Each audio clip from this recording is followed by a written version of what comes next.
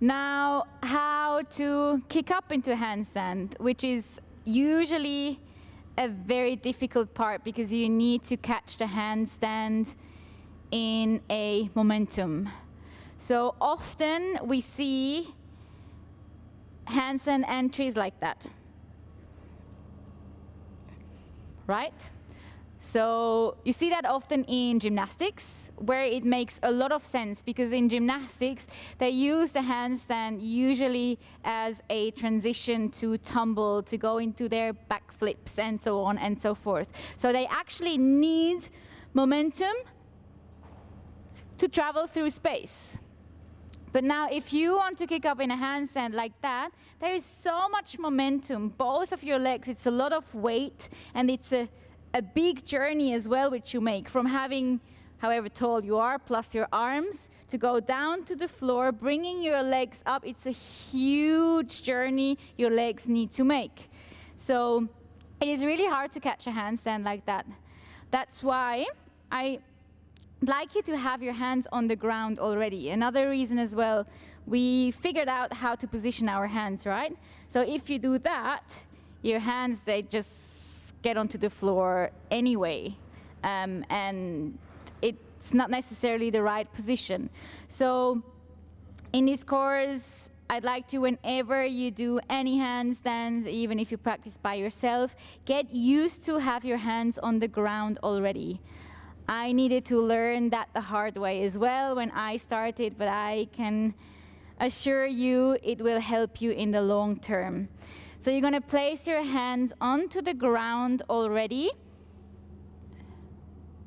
Fingers, index finger, middle finger facing forward, shoulder width apart. Then to kick up, you need to bring your shoulders forward already, so slightly in front of your fingers.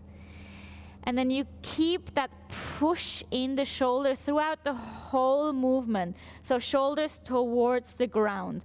Always think about shoulders down to the floor.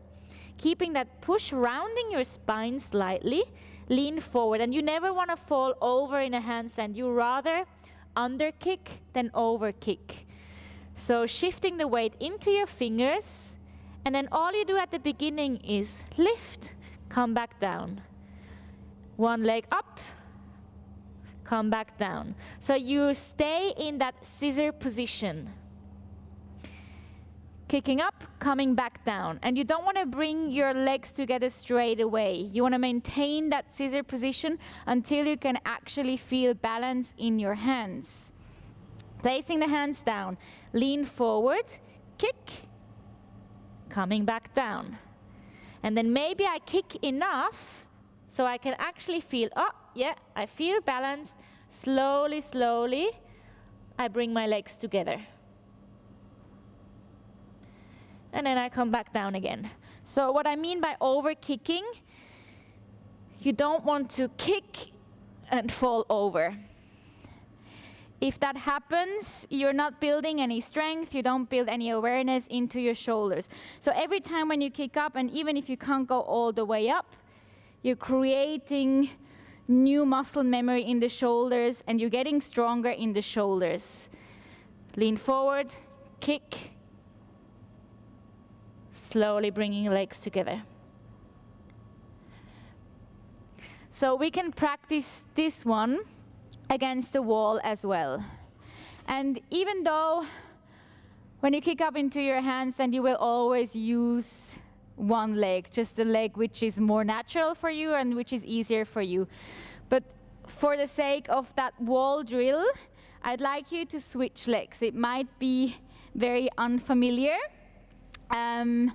but in order to building that strength, it makes sense to use the weaker leg as well, and then it gets easier and easier, obviously, the more you practice.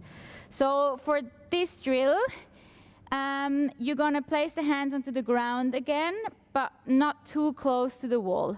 Imagine the wall is just there as a support. Don't think about the wall is there, but it will be there to help you finding the balance position in that scissored position.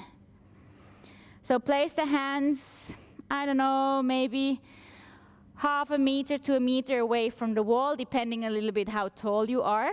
And we're going to do exactly the same. So lean forwards, kick up with one leg, and then find, maybe, if you can't balance by yourself, the wall behind you. And instead of bringing the legs together, try to switch the legs in a slow, controlled way. And then you come down. So you kick up, switch legs, and you come down. Then you do your weaker side. Let's see if I can do that. Lean shoulders forward, kick your leg up. The wall is there to support you. Push the floor away from you, shoulders towards ears. Switch legs.